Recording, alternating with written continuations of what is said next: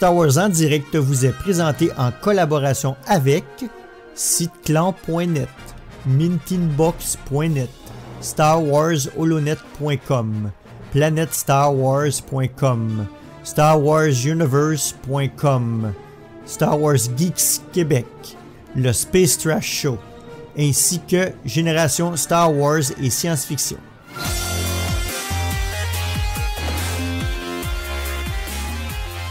Bienvenue à Star Wars en direct, la voix du fandom Star Wars pour cette seconde émission jeunesse qui sera consacrée aux 3 albums BD Star Wars Aventure de chez Delcourt.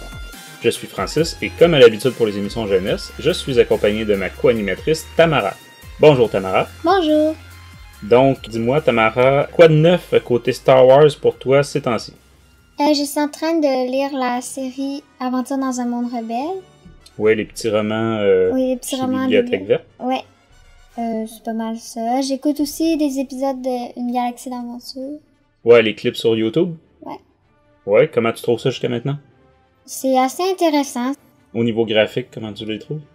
C'est bien. Mm-hmm. À part pour certains personnages, là, ça ressemble pas du tout. Mais...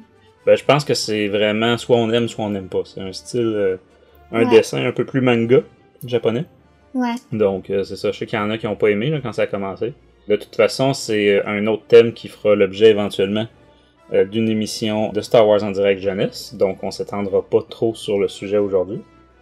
Moi, de mon côté, mon WhatsApp va ressembler au tien parce que moi aussi, je suis sur la lecture des romans Aventure dans un monde rebelle, qui fera aussi l'objet d'une émission de Star Wars en direct jeunesse sous peu.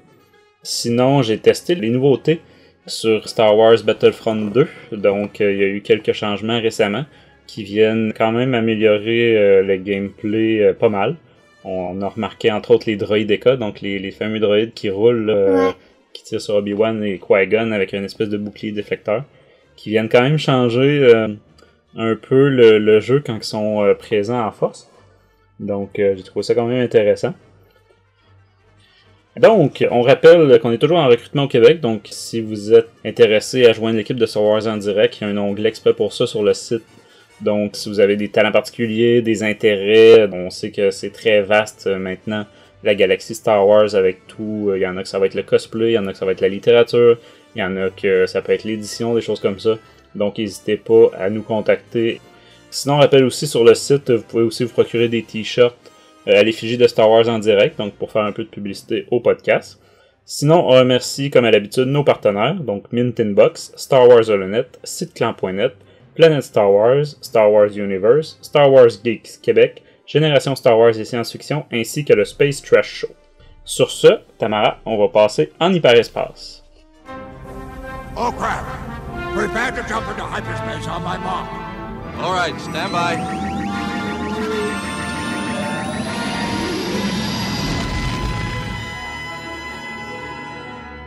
Donc, pour commencer, Tamara, si tu nous expliquais un peu Star Wars Aventure, les BD Star Wars Aventure, c'est quoi exactement? En fait, c'est une série de comics jeunesse publiée en anglais depuis octobre 2017 chez IDW et publiée en français en album cartonné chez Delcourt depuis mai 2018. Il est sorti 3 albums jusqu'ici et malheureusement, le 4e qui devait sortir le 2 mai dernier a été annulé peu de temps avant sa sortie. Ouais, ben dans le fond, c'est ça, on n'a pas eu vraiment de détails du pourquoi, du comment, mais c'est une décision qui est sans doute due à des raisons commerciales. Mais il a presque immédiatement aussi été annoncé que les comics seront maintenant publiés sous un nouveau format d'album intitulé cette fois-ci « Nouvelles aventures ». Et le premier volume est prévu quand même rapidement là, pour le 21 août 2019, donc très bientôt, et un second volume assez vite aussi là, en novembre prochain. Et ma seule crainte, par contre, où il y en a que ça va faire leur bonheur, pour l'instant, d'après ce que j'en comprends, ça change peut-être de format. Donc, au lieu du format comics, comme on avait jusqu'à maintenant, ça deviendrait probablement plus le format BD franco-belge. Donc, le format un peu plus grand, là, style Astérix, Tintin, etc. Mais je sais qu'il y en a qui préfèrent ça, donc ça, c'est selon les goûts. Ça a été précisé aussi que ce qui est déjà sorti sur ces 3 albums-là, Aventure, se retrouvera pas dans les suivants. Donc, c'est vraiment comme si ça continuait, mais en changeant de format. En parallèle, il sortira aussi une série spin-off intitulée Les Contes du Château de Vador, dont le premier album est prévu pour octobre prochain. Donc, pour plonger dans le vif du sujet, allons-y avec notre premier album Star Wars Adventure. Celui-ci est sorti le 2 mai 2018. Si on prenait la 4e de couverture, on y lit « Embarqué avec une galaxie lointaine, très lointaine, grâce à cette nouvelle série Star Wars. Lorsque le ferrailleur Unkar Plutt est enlevé, Rey comprend que parfois les ennemis d'hier peuvent devenir les alliés d'aujourd'hui. Découvrez d'autres histoires avec Obi-Wan Kenobi, C-3PO, R2-D2, les rebelles affrontant l'Empire, dans lesquels nos héros préférés repoussent les frontières de l'univers Star Wars vers de nouveaux territoires. » Donc, je vais préciser qu'on avait déjà critiqué cet album-là l'automne dernier, peu de temps après sa sortie, avec Tom et Loïc, si je me trompe pas, dans le Star Wars en direct, littérature numéro 28. Tom avait souligné, même s'il avait quand même relativement apprécié, il avait souligné le format réduit quand même, c'est pas très épais comme album si on compare avec d'autres par exemple qui sortent chez Panini. Mais Tom avait précisé que le rapport, pas qualité-prix, mais quantité-prix, était peut-être un peu bas. Là. Il était surpris à quel point c'était petit et je pense qu'il l'avait commandé en ligne. Donc justement, il savait pas là, en le commandant de quoi ça allait avoir de l'air. Au-delà de ça, Tom lui avait donné une note de 9 sur 20 à l'époque, justement à cause du prix. Sinon, on était tous les deux sur la même note. Là. Moi, j'avais donné un 15 sur 20. Mais c'est ça, il trouvait que c'était tellement exagéré le prix pour la quantité qu'il avait beaucoup baissé sa note. Donc c'est ça, comme on l'a déjà critiqué dans Star Wars en direct, littérature régulière. On reviendra pas autant en détail que les autres. Peut-être juste préciser que ça incluait le numéro 0 et autrement dit le pilote, si on pourrait dire, et le premier numéro des Star Wars Adventure en version anglaise. Donc le pilote s'appelait Héros de la Galaxie, le premier numéro s'appelait Sois proche de tes amis et encore plus de tes ennemis. Donc c'était celui sur Rey et Unkar Plutt. On avait aussi, faut expliquer que dans ces albums-là, il y a toujours quelques numéros, on va dire originaux, de Star Wars Adventure, et quelques numéros où est-ce que c'est quelqu'un qui nous raconte une histoire. Et là, quelqu'un, c'est, si j'ai bien compris, Tamara, tu me corrigeras si je me trompe, dans le fond, c'est le petit-fils de Milo. Oui. Des Aventures dans un monde rebelle. Et donc, le petit neveu de la sœur de Milo, vu qu'on suit les deux. Et encore une fois, il est encore avec le même droïde que dans la série de romans, qui s'appelle Crater. C-R-T quelque chose. Là. Puis, il y a lui aussi un singe lézard... comme dans la série de Bibliothèque Verte, mais cette fois-ci, il est rouge et c'est une femelle, si j'ai bien compris. Fait que, bref, c'est pas le même que dans les romans, mais il est essentiellement plus ou moins le même comportement.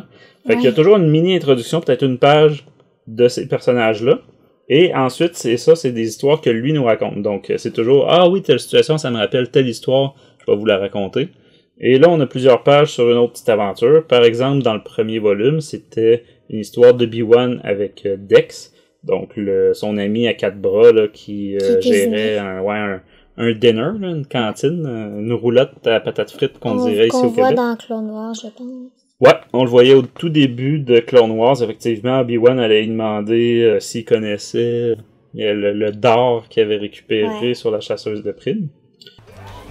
Hey, y a quelqu'un pour toi, chérie? Un Jedi, en juger son allure. Obi-Wan! Salut, Dex. Donc c'est relativement court, c'est plus court que les numéros réguliers, mais c'est quand même intéressant. Le premier Obi-Wan s'appelait Alt Voleuse, le second s'appelle Le Plateau d'Yavin et ça met en vedette Evan Verlaine, donc c'est celle une pilote d'Alderaan qu'on avait déjà vue dans la série de comics Princesse Leia. Je pense que dans Princesse Leia, si je me souviens bien, ils partaient à la recherche des survivants d'Alderaan. Donc les réfugiés là, d'Alderaan qui essayaient de survivre, qui étaient chassés par l'Empire un peu, ou quelque chose comme ça. Je trouvais ça intéressant quand même de la revoir. Peut-être souligner aussi que un des concepts aussi chez Delcourt, c'est souvent à la fin d'avoir des illustrations. Des pages d'illustration, présentation des personnages, aussi les pages, les variantes. Donc de couverture qui n'ont pas choisi pour chez Delcourt, mais bref, qui ont été publiés ailleurs. Ce qui nous avait surpris aussi avec Tom, c'est la quantité. Donc, sur le premier volume de Star Wars Adventure, on avait au-dessus de 20 pages à la fin d'illustrations comme ça. Donc, tu sais, en 20 pages, là, tu peux mettre un numéro complet, là. Ouais. Fait que, quand Tom parlait de la quantité très réduite, là, ben, c'était ça aussi un peu, parce que c'est magnifique, là, avoir moi, j'adore ça, voir toutes les variantes à la fin. Mais bon, c'est parce que quand t'en as autant, puis que tu aurais eu la place pour une autre histoire, ça valait-tu vraiment la peine? Donc, comme on l'avait déjà critiqué, on fera pas page par page, etc. Mais toi, Tamara, de ton côté, tu l'as lu récemment. Comment t'as trouvé ça, le premier volume de Star Wars Aventure? Ben, je l'ai beaucoup aimé. Je l'ai trouvé un peu court. Ouais, c'est ça qu'on disait. Oui. Il comptait juste 4 histoires dedans. Même la première est ultra courte, là. C'est comme vraiment une présentation de la série. Par C3PO, je pense. Oui, C3PO et R2D2. J'ai pas précisé aussi, mais c'est ça change de scénariste et de dessinateur à chaque numéro. Ouais. Donc autant sur un, on peut aimer les graphismes, sur l'autre, ça peut moins nous plaire. Donc il y a pas vraiment de continuité de ce côté-là. Ouais. Ce qui est intéressant aussi des fois, c'est que les scénaristes, ça va être des scénaristes des auteurs qu'on est habitué de voir aussi, par exemple, dans des romans adultes ou dans d'autres séries. Ouais. Tu vois, comme celui-là sur Obi-Wan et Dex, ben, c'était le même scénariste que la série de livres dont on n'arrête pas de parler depuis tantôt, des aventures dans un monde rebelle. C'est le fun, c'est ça, de retrouver les mêmes personnes. Je sais qu'il y a d'autres numéros, c'est vraiment des auteurs de livres adultes, là. Donc qui ont écrit ces petites histoires-là. Mais on en parlera en temps et lieu. Donc, moi, j'y avais donné un 15 sur 20 à l'époque. Tom, on a parlé d'un 9 sur 20, surtout à cause du prix. De ton côté, tu y aurais donné quelle note, Tamara? Moi, j'ai donné sur 10. J'y donnerais 7 sur 10. 7 sur 10, donc un 14 sur 20. T'es quand même pas mal aussi dans les mêmes notes que nous. Oui, ben j'ai trouvé qu'il pourrait avoir plus d'histoires à l'intérieur. Ouais, vraiment, ça, le premier numéro, hein, c'est... Il y a juste 4 histoires, puis on va en parler tantôt, mais les deux autres, ils en contiennent une de plus. C'est ça c'est certain. C'est un choix, écoute, c'est un choix qu'ils ont fait d'en sortir plus souvent, mais moins épais. Il reste à voir aussi pour le prix, si les gens sont prêts. C'est peut-être ça qui a pas aidé aussi leur vente. Le prix par rapport à la quantité. Ouais. Donc, si on passait au deuxième Star Wars Aventure, celui-ci est sorti le 5 septembre 2018. Si je te demandais, Tamara, de nous lire la 4e de couverture.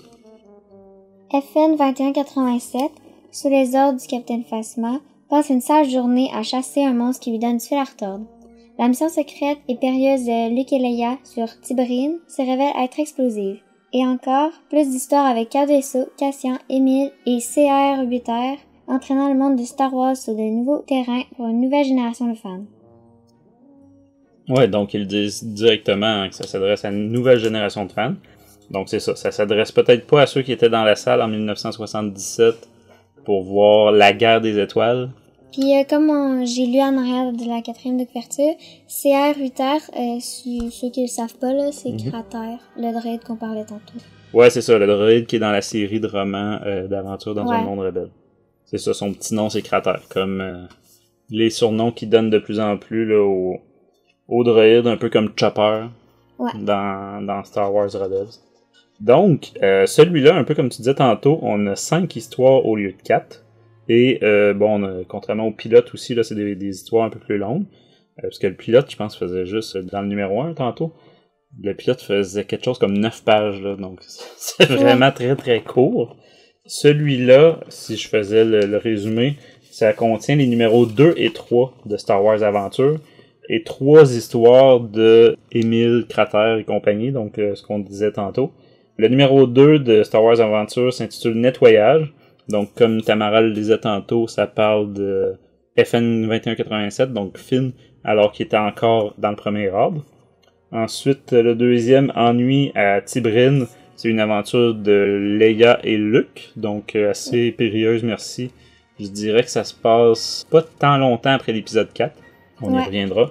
Et les 3 autres, c'est quand même assez original et varié. On en a une qui est question de Cassian, K2SO et compagnie. On en a un, c'est vraiment 100% des personnages qu'on connaît pas. C'est une relativement courte histoire sur des enfants, là, mais qui sont inspirés par les héros de la rébellion. Un peu comme on voyait à la fin de l'épisode 8 avec les enfants là, qui étaient inspirés par l'histoire de Luke. Et le dernier, Drôle d'oiseau, bon, ben, c'est Rip et Chewbacca dans le Faucon Millennium qui ont des problèmes avec les porgs. Ouais. Donc, rien d'excessivement nouveau ou original. Bon, les porgs, on sait bien, il y en a qui les aiment beaucoup. Oui. Donc, première histoire avec Finn. Qu'est-ce que t'en as pensé, Tamara? J'avais vraiment aimé. Mm-hmm. Elle était super drôle. Là. Ouais, c'est très dans l'humour, hein, effectivement. Oui. C'est l'histoire, dans le fond, que Finn, en revenant d'une mission, ils ont rapporté une créature quelconque, et Finn est chargé de faire le nettoyage, ou en tout cas d'enlever une espèce de produit là, qui est après le vaisseau. Et c'est ça, le petit monstre violet lui vole son casque. Donc évidemment, Finn pense tout de suite à Phasma qui lui a bien dit clairement qu'il doit jamais être compromis, il doit jamais enlever son casque. Donc toute l'aventure tourne autour de Finn qui court après cette créature-là. On y retrouve Kylo Ren, le général Hux, Phasma évidemment, parce que la créature finit par voler le casque de Phasma aussi pendant qu'elle est dans les douches. Vous ne me connaissez pas, Maz. Vous savez pas d'où je viens et ce que j'ai vécu. Donc c'est ça, on est beaucoup dans l'humour, dans le léger, rien d'extrêmement complexe. Mais on voit déjà que Finn, à la fin, a une âme peut-être plus sensible que les Stormtroopers habituels. Donc, toi, t'as bien apprécié? Oui, c'était super bon. Mm-hmm. Les graphiques étaient vraiment beaux. C'est un style précis, hein, quand même, des traits fins. Ouais. Je suis pas certain de l'avoir apprécié autant que toi. Je donnerais peut-être la note de passage, là, pas plus que ça. Je trouve que c'était relativement sans intérêt. J'ai beaucoup plus apprécié le suivant, dont on va parler maintenant. Ouais. Qui s'appelait Ennui à Tibrin, donc une aventure de Leia et Luke. Ils sont en mission diplomatique. Ouais. Supposément. Ouais. Ben, à l'origine, c'est une mission diplomatique. Ouais. C'est juste que ça vire à la bataille un peu. C'est Leia qui se rend sur Tibrin peu de temps après la destruction de la première étoile de la mort, à bord d'un vaisseau qui fait très Naboo, hein, un vaisseau chromé là, qui fait vraiment très palmé.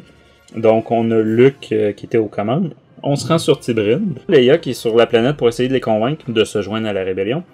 Elle est là plus ou moins incognito. C'est une planète qui a quand même une petite présence impériale. Et il y a justement un droïde de sécurité du type de K2SO.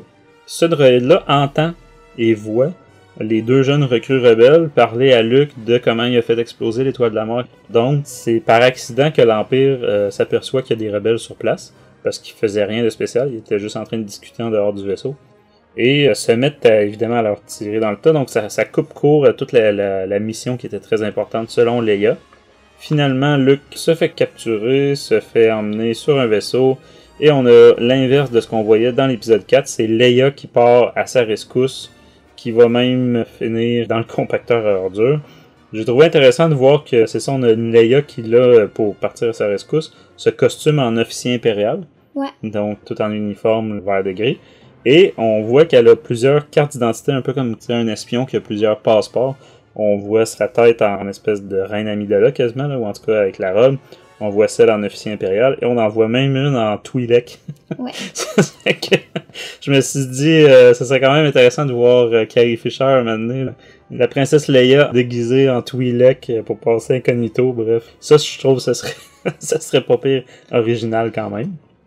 Et donc, pendant que Luke se fait torturer à bord d'un destroyer stellaire, ben Leia débarque à bord prétextant un transfert. Elle avait caché une bombe dans une navette, bref, a réussi à semer la pagaille, à récupérer Luke, et bon, on sera pas tant surpris qu'ils réussissent à s'enfuir. C'est une fière opération! En arrivant ici, vous n'aviez même pas de plan pour ressortir? Le nom d'un chien, mais qu'est-ce que vous faites? Il faut bien que je vous sauve d'ici! Je sais pas, tu me diras ce que t'en penses, Tamara. J'ai trouvé que c'était une petite histoire presque digne des comics plus pour adultes, donc quelque chose, tu sais, avec plusieurs développements, plusieurs Ben, moi, j'ai péripéties. trouvé que cette histoire-là, il aurait pu la mettre juste dans un comics puis vraiment plus l'allonger. Ouais. Faire vraiment juste, Ouais, ça va vite. ouais, un album. Côté graphique, on est encore dans le même style que l'autre d'avant. C'est dans le précis. Quand on regarde un croiseur interstellaire, t'as tous les détails quand même assez bien faits. On reconnaît les visages Ouais, assez bien. de Luke et de Leia. Donc, à part le fait que ça allait un peu vite puis que t'aurais voulu que ce soit plus long, est-ce que tu l'as aimé? Oui, il était vraiment intéressant. J'avais vraiment beaucoup aimé. Mm-hmm. Ensuite, ça c'était les deux numéros vraiment de Star Wars Adventure. On tombe dans les histoires de l'espace sauvage, donc ce qu'on vous décrivait tantôt. Cette fois-ci, encore notre narrateur habituel qui s'appelle Émile, qui jase avec ses droïdes, dont Crater. Et ça lui rappelle une histoire de babysitting, mais comme il est question de Wookiee, là, c'est du Wookiee-sitting. Donc ça s'appelle les tribulations d'un Wookiee-sitter. Et fait intéressant, je parlais de scénariste tantôt, et bien pour celui-là, qui met en vedette K2SO et Cassian Andor, eh bien on a l'interprète de K2SO qui fait partie des scénaristes, donc Alan Tudyk, l'acteur, qui jouait K2SO et qui avait apporté beaucoup de sa personnalité au droïde dans le film de Rogue One. Donc j'ai trouvé ça le fun là, de l'avoir aux commandes. Petit résumé de l'histoire parce que c'est vraiment simple ici. C'est Cassian puis K2 qui attaquent une navette, je pense. En tout cas, on le voit pas précisément. Ouais, un cargo, je pense. Une installation impériale. Et ce qu'ils découvrent, qu'il y a beaucoup de valeur pour les impériaux, ce qu'ils sont venus voler, ben finalement, c'est pas de la marchandise, c'est des Wookiees. Donc eux-mêmes sont surpris. Félicitations, vous êtes sauvés. Veuillez ne pas résister. Cassian finit par les débarquer sur une lune du secteur, un milieu forestier un peu, et demande à K2 de jouer le babysitter le temps que Cassian fasse une mission avec quelqu'un d'autre rapidement. Je trouve cette réponse évasive et peu convaincante. Donc K2SO, qui depuis le début arrête pas de considérer les Wookiees comme de quoi de pénible et une charge et qui aurait pas dû les amener, bon ben finit par devenir très paternel, on va dire ça comme ça avec eux, et bon, il lui arrive quelques petites péripéties, mais à la fin, K2 dit à Cassian, tu vois, tout le monde m'adore, les Wookiees l'aiment beaucoup à la fin, et Cassian trouve ça drôle parce que il y avait le discours complètement contraire au début de l'aventure. Donc, c'est une histoire relativement courte. Qu'est-ce que t'en as pensé de ton côté, Tamara? Elle était très drôle, l'histoire. J'ai trouvé vraiment courte, puis très simple. Côté graphique, est-ce que t'aimes ça? Oui, j'aime bien. Je trouve qu'on a un peu plus de misère à distinguer Cassian. Ouais, au niveau des visages, peut-être? Là, ouais. Mais moi, j'ai bien aimé de retrouver Cassian et K2. Ouais, ça faisait longtemps qu'on les avait pas... Exact, et d'avoir l'interprète de K2 qui a co-écrit, co-scénarisé la chose, j'ai trouvé ça bien le fun. Le suivant s'intitule Le Bon, la Brute et le Rebelle. Je sais que toi, Tamara, ça te dit absolument rien comme référence, mais c'est une référence à un vieux film classique américain, Le Bon, la Brute et le Truand.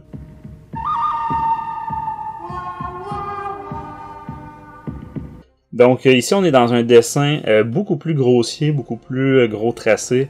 Moi, ça me rappelle beaucoup le numéro spécial qu'il y avait eu sur C3PO, dans lequel on apprenait comment il avait perdu son bras, puis il s'en était fait donner un rouge. Donc, c'est vrai, c'est une histoire relativement courte. C'est l'histoire d'une bande d'enfants, il y en a un qui dit qu'il est bon de nature, que c'est une bonne personne. Et une petite fille lui répond, comment tu peux savoir si t'as jamais été mis à l'épreuve? Et finalement se pointe sur leur ferme une brute là qui vandalise, on va dire, et qui chamaille avec un petit jeune du coin. Donc la petite fille part à la rescousse du jeune, et le petit qui disait qu'il avait une bonne nature, qui était plein de bonté, lui a peur d'intervenir, mais c'est ça, finit par s'inspirer de Leia, Luke et l'amiral Akbar et tous les autres héros de la rébellion. Et finit par attaquer la brute à coups de moissonneuse. Bref, c'est ça. Il part à l'attaque. La brute est obligée de se sauver en criant. Donc c'est ça, une petite histoire de courage, on va dire. Ouais. De courage de défendre les plus faibles.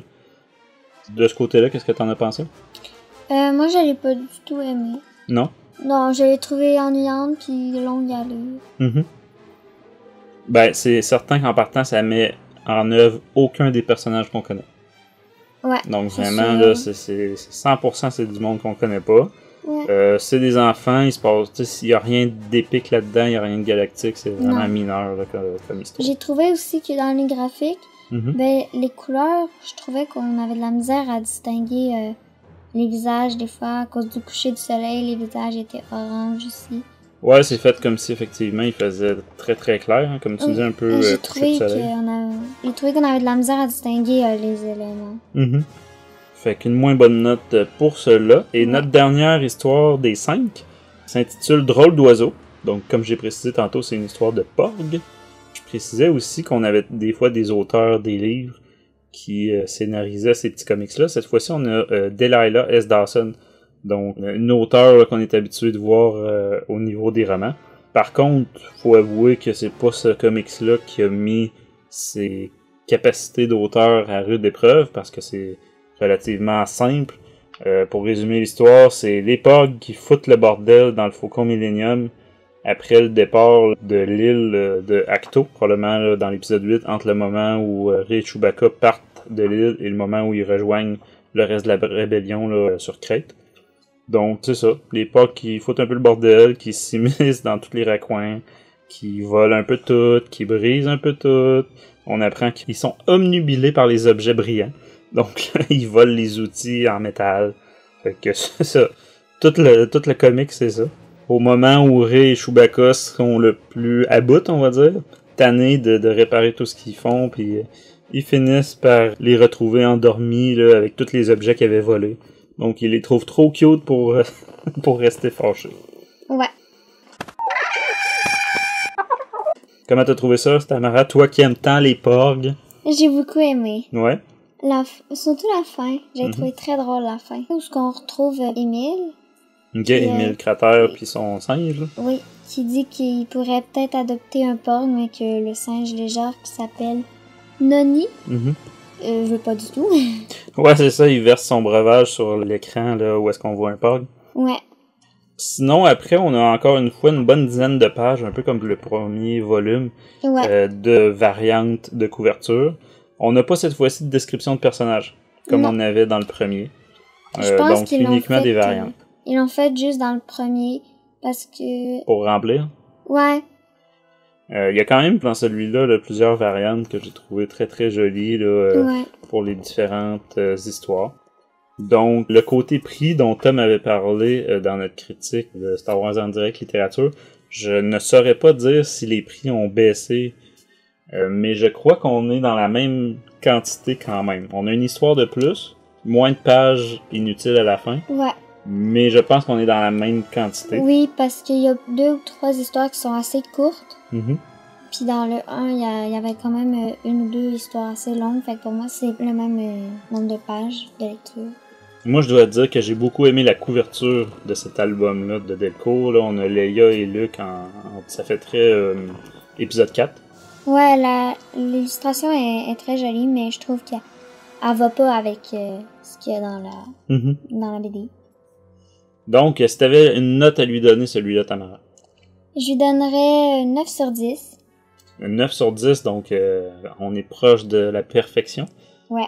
Comme quoi, tu l'as beaucoup aimé? Oui, ce qui a fait baisser sa note, c'est juste l'histoire avec les enfants, que j'ai vraiment pas aimé. Je trouve qu'il aurait pu mettre une autre histoire sur des personnages qu'on connaît très bien, comme Luke, Leia, Han Solo. Ouais. Il me semble que Han Solo, ça aurait été le fun. On le voit pas dans aucune BD, je pense. C'est vrai. Moi, de mon côté, effectivement, côté graphique, je trouve que c'est généralement plutôt joli. Côté histoire, bon, faut se rappeler que c'est un format pour plus jeunes. Mais j'ai quand même été justement agréablement surpris par l'histoire de Leia et Luke. Donc, pour le format jeunesse, comme tu disais, excellent. On aura envie d'en savoir plus sur cette mission-là, d'avoir un peu plus, de l'avoir, mais en version plus longue. Et côté, divertissement, je trouve que c'est relativement divertissant. Moi, je trouve que dans ce tome-là, c'est les histoires qui avaient le plus d'humour. Ah ouais? Oui, le 1, les histoires étaient pas vraiment drôles, ils étaient plus sérieuses. Dans celui-là, il y a toujours de l'humour. Comme dans celui avec Finn, celui avec les Porgs. J'ai bien aimé. Donc, moi, de mon côté, j'y donnerais peut-être un 16-17 sur 20. Je pense que ça remplit sa mission pour le public cible que ça vise. Il y a plus d'histoires que dans le précédent, donc ça s'est amélioré de ce côté-là. Ouais, puis moi, j'en parlais avec mon petit frère tantôt, le plus jeune, puis je lui ai dit qu'il pourrait en lire une, puis il voulait pas du tout lire le premier tome. Il l'aimait vraiment pas, puis le 2, il a vraiment trippé. Ah ouais? Ouais. Il l'a lu plusieurs fois. Non, c'est ça. Je pense que comme divertissement pour les plus jeunes, c'est une belle initiation quand même à l'univers de Star Wars. Pour le 3e volume de Star Wars Aventure, cette fois-ci, celui-là est sorti le 23 janvier 2019. Tamara, je vais te demander de nous lire la 4e de couverture. Oui. Rejoignez Rose Tico, la mécanicienne rebelle star des Derniers Jedi, alors qu'elle prend du grade dans la lutte contre le Premier Ordre. Le jeune Anakin Skywalker participe à une course de modules plus explosive que jamais. Retrouvez également Ezra Bridger, Hera Syndulla et le reste de l'équipage Jugos qui doivent remettre la main sur un oiseau sacré tombé aux mains de l'Empire. Mais le pirate de l'espace, Hondo Ohnaka, leur donne du fil à retordre. Donc, celui-là contient les épisodes 5 et 6 de Star Wars Adventure. Ceux qui sont attentifs auront remarqué qu'on est passé du 2-3 au 5-6. Donc, pourquoi Delco a fait le choix de ne pas mettre le numéro 4? On n'en a pas la moindre idée. Mais bon, c'est ça. Le numéro 5, comme tu l'as dit, c'est Rose. Le titre Rose à la réponse. Numéro 6, Menacé. Ensuite, on a Module de secours, l'histoire d'Anakin là, quand il était enfant. On a ensuite Mieux vaut prévenir que guérir, donc une histoire de Nien Nunb et Shriv. Et le dernier, Coup de foudre à Tatooine, donc une histoire de Jawa. Donc, on va briser notre rythme de tantôt. Si on y allait plutôt cette fois-ci avec la couverture. Parce que moi, j'ai beaucoup aimé la couverture. Moi avec aussi. on a droit à une rose avec un outil, là, un genre de clé, qui fonce vers nous avec le X-Wing de peau à l'arrière. J'ai trouvé ça très joli. Ouais, c'est vraiment... Évidemment, faut aimer le personnage, je pense. Parce que Ouais, moi j'aime vraiment Rose. Je trouve qu'elle apporte quelque chose à... de la nouveauté. Ouais, elle apporte de la nouveauté. Ouais, ça c'est sûr. Il y a les gens qui l'aiment moins. C'est certain que c'est un personnage qui est pas épique au niveau héroïque. C'est pas comme Leia ou Luke là, qui en un seul coup fait sauter l'étoile de la mort puis sauve la galaxie. Donc on a droit à une version un peu plus de l'intérieur de la résistance. Ouais, mais en même temps, elle est mécanicienne, je veux dire, on l'a jamais vu à l'œuvre. Ben c'est ça, là, ça commence les œuvres dans lesquelles on la voit. Pour moi, dans le prochain film qui va sortir... En décembre, ouais, pour moi, elle va plus faire des actions héroïques, si je peux dire ça, là, que juste être mécanicienne puis réparer les choses. Ouais, ben c'est vrai que sa mission là, sur Canto Bight a viré à l'échec un peu dans l'épisode 8, même si tout cet arc-là a une importance. Là. Mais ça a une importance plus sur un autre personnage, à savoir Finn. Donc si on y allait avec notre première histoire qui s'appelle justement Rose à la réponse. Donc, encore une fois, un peu comme je disais tantôt, on a une auteure relativement connue des livres. On a Delilah S. Dawson qui est au scénario. Je vais préciser tantôt, mais pour ceux qui n'ont aucune idée c'est qui, c'est elle qui a écrit le livre Phasma. Donc, un livre qui a quand même été apprécié par pas mal de monde et qui écrit une genre de suite. Je pense qu'on peut déjà dire que ça va être une genre de suite à Phasma qui va s'appeler Galaxy's Edge. Donc, quelque chose qui est un peu en satellite des parcs que Disney est en train d'ouvrir. Mais ça suit la même espionne que dans le livre Phasma. Donc c'est ça, une auteure quand même assez appréciée de la sphère littérature de Star Wars. Cette fois-ci, pour faire un résumé rapide, on a droit à une Rose qui est toujours en train d'étudier le manuel d'utilisation du Radius et qui se fait critiquer par ses collègues et les pilotes, tout ça, comme quoi être tout le temps devant ses écrans, en train de lire des affaires. Ben, Rose est sur les écrans parce que ils viennent de, je sais pas si je peux dire ça, emménager dans un nouveau vaisseau. Dans le Radius, ouais. Ouais, fait que les gens, eux, ils se promènent dans le vaisseau pour apprendre à le connaître, tandis que Rose, elle regarde les plans sur un écran. Elle étudie la théorie, on va dire. Ouais.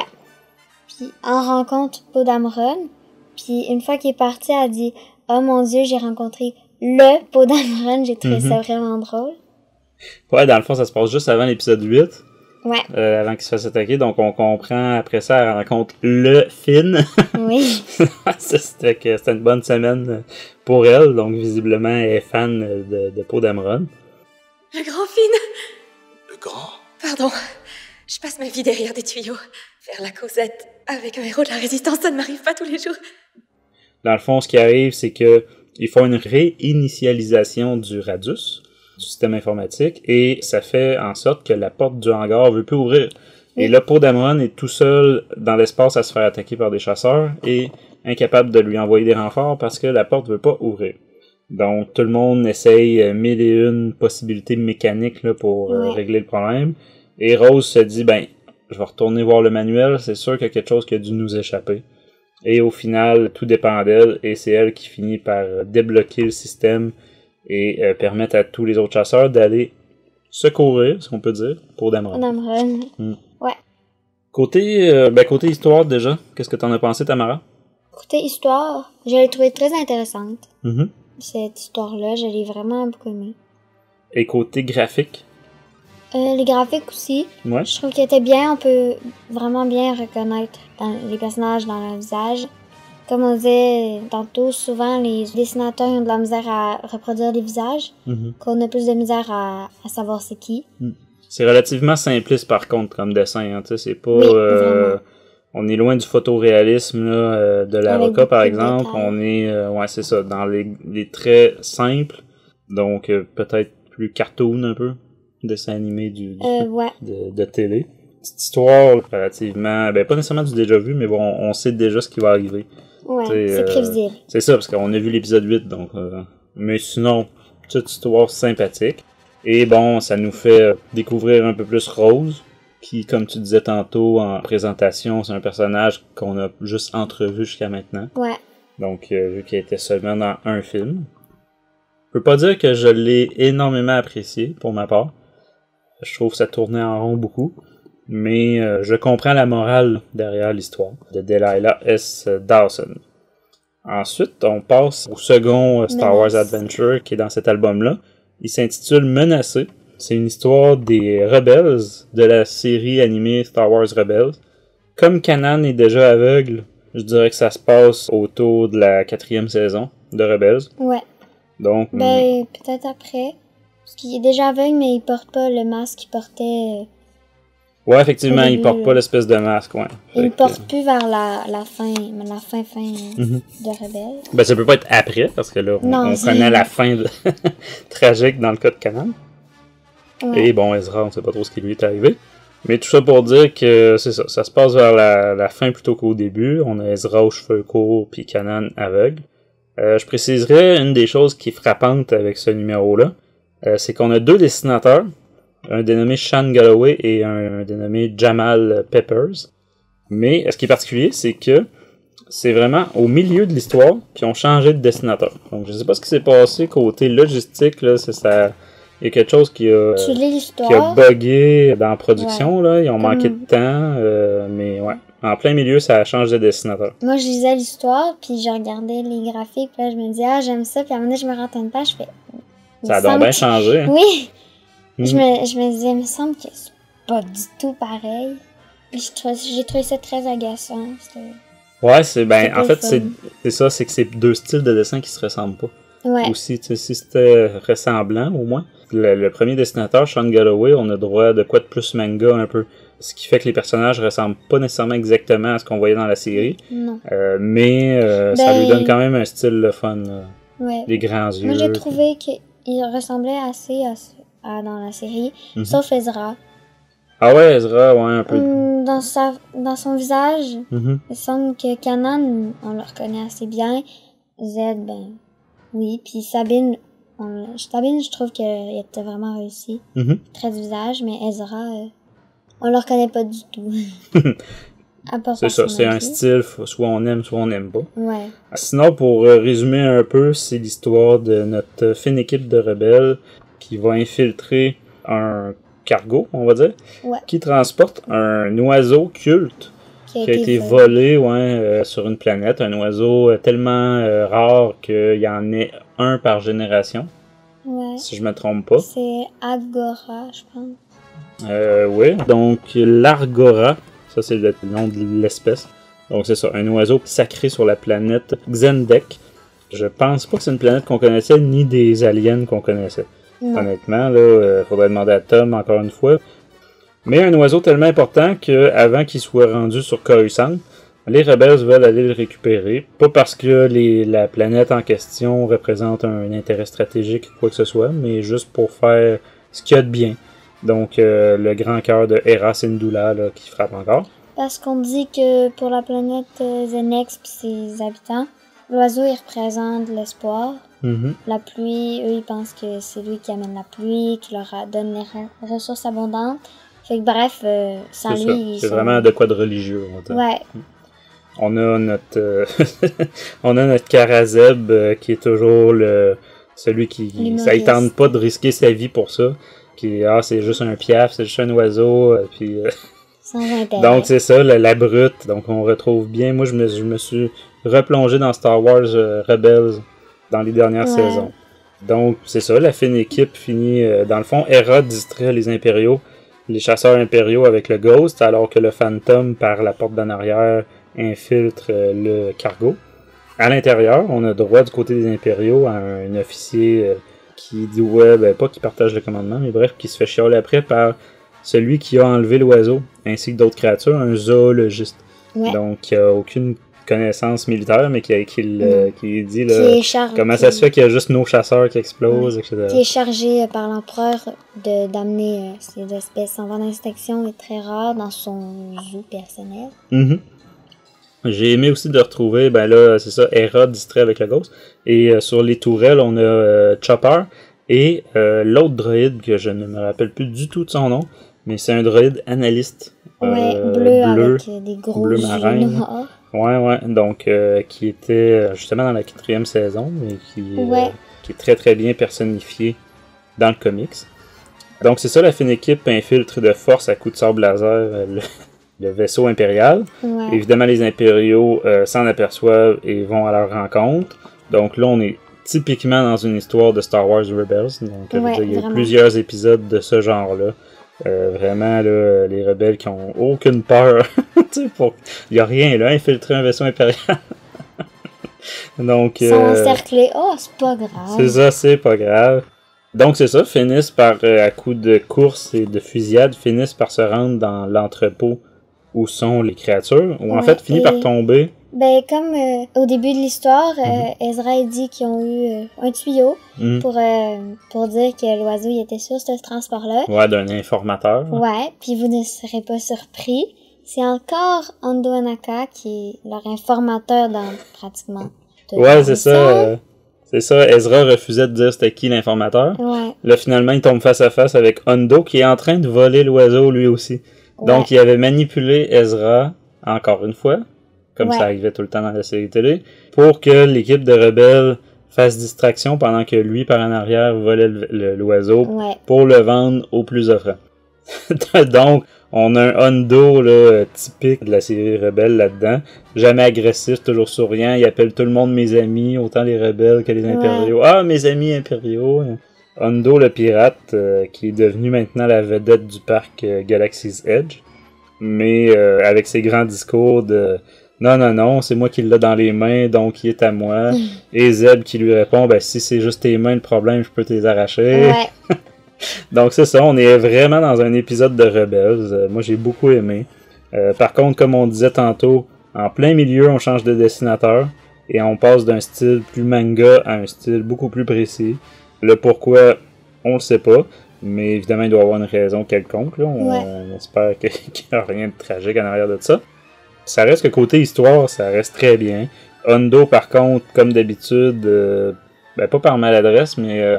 par insouciance, a libéré toutes les bêtes que le zoologiste transportait sur le cargo. Assez dangereuses. Dont plusieurs qu'on avait déjà vues. Je pense entre autres à l'espèce de... pas une menthe... un peu genre menthe religieuse ou araignée. Qui attaque Obi-Wan Kenobi, je pense. Dans l'attaque des clones. Je me souviens plus le nom de l'espèce, là, mais c'est sûr que ça donne pas envie de se retrouver face à elle. Non. Donc les rebelles qui doivent se battre à la fois avec les animaux et avec les impériaux. Une espèce de chien loup, je sais pas trop quoi, que je pense que c'est lui qui attaque Leia. Ouais, en fait, celui-là, il fait penser aux espèces de chiens à la fin du premier Ghostbuster. Dans SOS Fantôme, là, les espèces de chiens. Là. Ouais. Mais bref, c'est à coups de fusillade et compagnie. Jusqu'à ce que dos au mur ne savent plus quoi faire et Ezra, qui a une grande habileté avec les animaux, est pas présent. Lui, il est en train de poursuivre Hondo dans les couloirs. Donc, c'est Kanan qui est obligé d'essayer de connecter avec les animaux. Un peu comme Ezra faisait là, dans la série. Ouais. Et bon, heureusement pour nos personnages, ça fonctionne. Donc, les animaux arrêtent de les attaquer eux. Mais selon ce que Kanan dit, ils se souviennent de qui les a enfermés. Donc, ils se mettent à poursuivre les impériaux J'ai bien aimé d'ailleurs la réplique de l'officier impérial. T'as un Stormtrooper qui court en criant au secours. Puis t'as l'impérial qui dit Silence Trooper, vous représentez l'Empire, fuyez avec dignité. Donc on est dans le... Moi, je me suis vraiment cru devant ma télé à écouter Rebels. Ouais. Au final, bon, la fine équipe finit par libérer l'oiseau qui va picosser le crâne de Hondo pour se venger. Toute l'équipe rapporte l'oiseau sur sa planète. Les indigènes de la planète remercient Hera. Et comme d'habitude, Zeb, même s'il rechignait depuis le début de la mission, finit par dire « Ah, ça nous a fait plaisir, tu sais, quand on peut faire le bien. » Carapace, ça marche. Donc, c'est ça. Personnellement, j'ai quand même beaucoup aimé ce petit comics-là jeunesse. Surtout la première moitié pour ce qui est du graphisme. J'aime moins les dessins un petit peu plus précis comme ça. J'aimais beaucoup le style manga. Toi, Tamara, au global? Moi, j'ai bien aimé aussi. Contrairement à toi, par exemple, j'aimais mieux les dessins plus précis que manga. Surtout dans le visage d'Ezra que je parlais tantôt. Là, on peut il se ressemble plus. Ouais, il se ressemble vraiment plus. Ensuite, on tombe dans les histoires de l'espace sauvage, donc les petites histoires contées par Émile, le petit-fils de Milo, qui raconte à Cratère. Cette fois-ci, il nous raconte une histoire d'Anakin. Ça s'appelle Module de secours. Ouais. Donc, une histoire d'Anakin version enfant sur Tatooine, donc avant l'épisode 1, qui travaille pour Watto et en allant se débarrasser d'une caisse de pièces pour Watto, se découvre une cellule d'alimentation. Donc, tout de suite, ça dit que grâce à ça, il va pouvoir faire marcher son fameux podresseur qu'on voit dans l'épisode 1. Ouais. Mais sur le chemin du retour chez lui, il croise, on va dire, une attaque de gangsters qui fout un peu le bordel. On sait pas trop ce qui attaquait. Mais bref. Il attaquait le centre médical. Ah oui, effectivement, c'est mentionné, le centre médical. Par contre, ça a détruit le générateur du centre. Donc là, évidemment, ça peut avoir des conséquences graves. Donc, Anakin, très altruiste, comme on le connaît à cette époque-là, décide de sacrifier sa fameuse cellule d'alimentation pour réparer le générateur au lieu de pouvoir faire fonctionner son podresseur à lui. Vous voulez un coup de main? Je suis un très bon mécanicien. Et une semaine plus tard, on le retrouve en train de faire la course avec Sebulba, mais aux commandes d'un podresseur qu'on n'a jamais vu. Il l'appelle un tas de ferraille de Watto. Et il finit par se cracher, d'ailleurs, pendant la course. Ouais. Avec ce podresseur-là. C'est peut-être pour ça qu'on l'a pas vu. Ouais. Et t'as les gens du centre médical, donc l'espèce d'infirmière Twi'lek qui vient le secourir sur le lieu du crash. Donc, une histoire d'altruisme. Ouais. C'est rien d'extraordinaire, c'est très rapide. Ouais. Moi, j'ai surtout apprécié au niveau dessin. Ouais, les dessins étaient vraiment... très joli. Mais je trouve que l'histoire ressemble un peu à ce qu'on a déjà vu. Tu sais, je veux dire, la course, il est encore contre Sebulba. Puis... Et Sebulba triche encore. Oui, encore. Ouais. Non, effectivement, c'est... mais là, c'est du déjà vu, mais ça se passe avant. Ouais. Mais c'était une assez bonne histoire. Moi, j'ai bien aimé. Les graphiques étaient vraiment beaux. Ensuite, l'histoire de l'espace sauvage suivante s'appelle « Mieux vaut prévenir que guérir ». Et la particularité intéressante de ce numéro-là, c'est qu'on retrouve une petite aventure de Nien Nunb et de Shriv. Donc, Shriv, est-ce que tu te souviens c'est qui, Tamara? Où est-ce que tu as déjà vu Shriv? Shriv, me semble que c'est un pilote.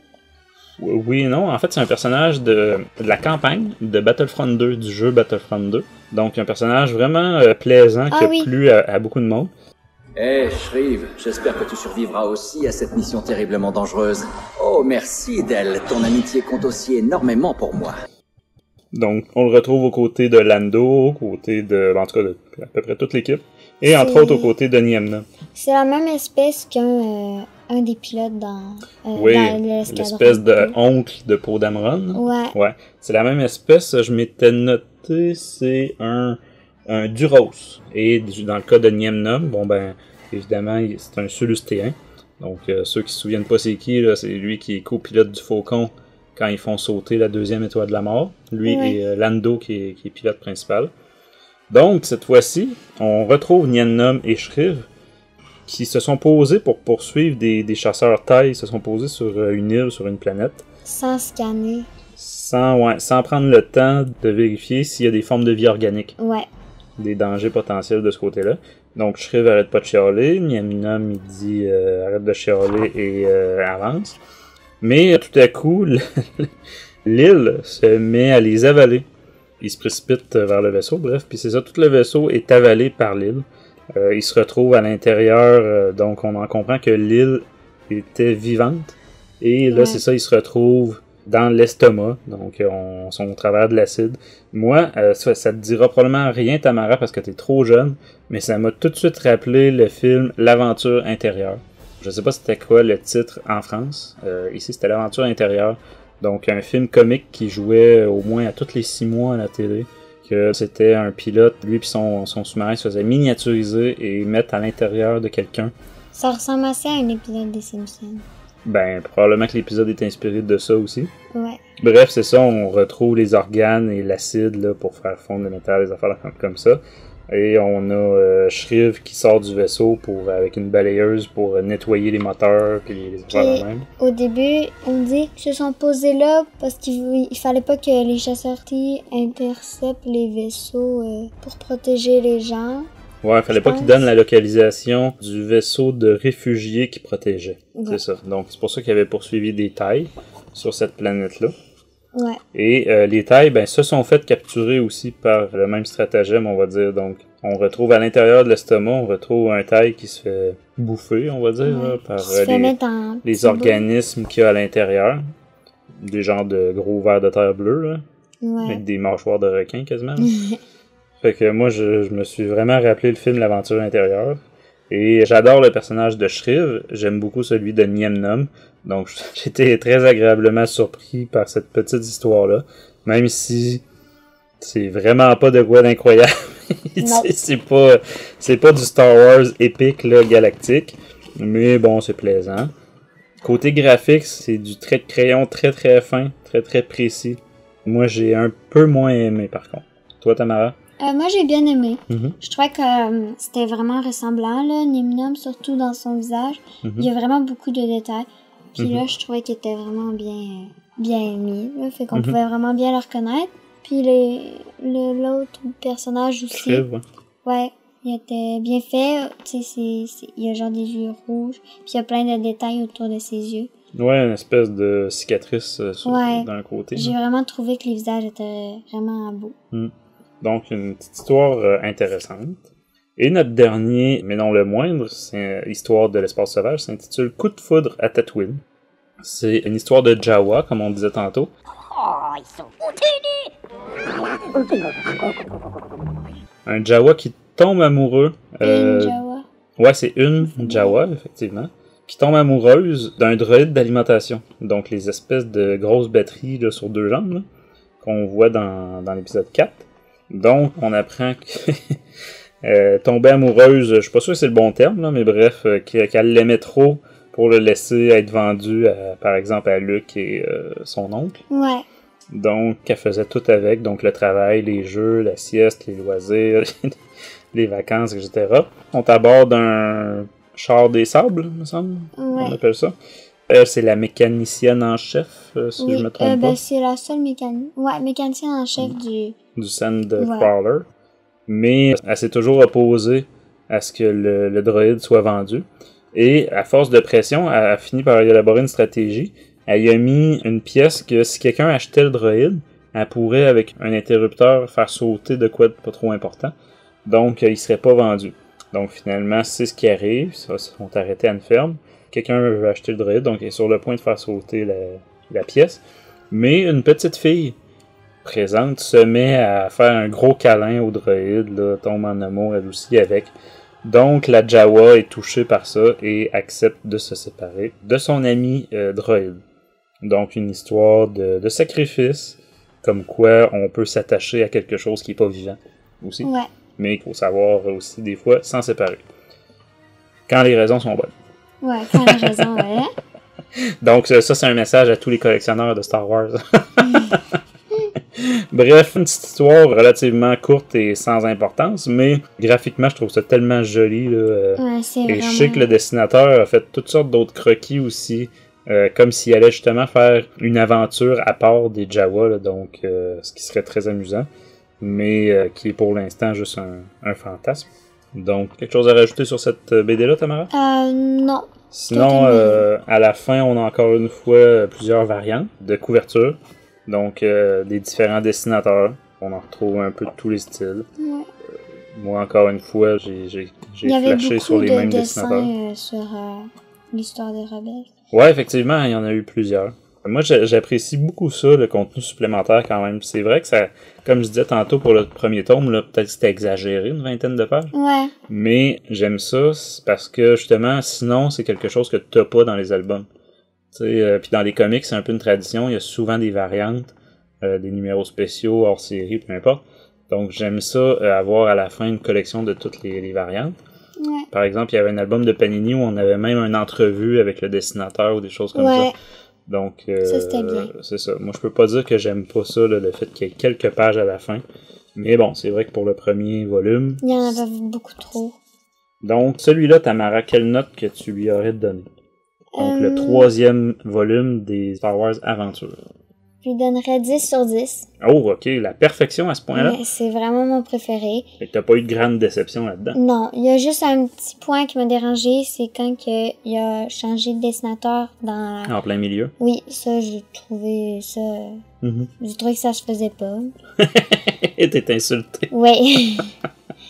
C'est vrai que ça fait bizarre, en plein milieu d'une histoire, là, mais on imagine qu'ils n'ont pas fait ça pour le plaisir. Ouais, tu lis ça, t'as un style manga, puis là tu passes à un style vraiment plein de détails. Le changement est vraiment bizarre. Moi, celui-là, je trouve qu'encore une fois, c'est une amélioration du précédent.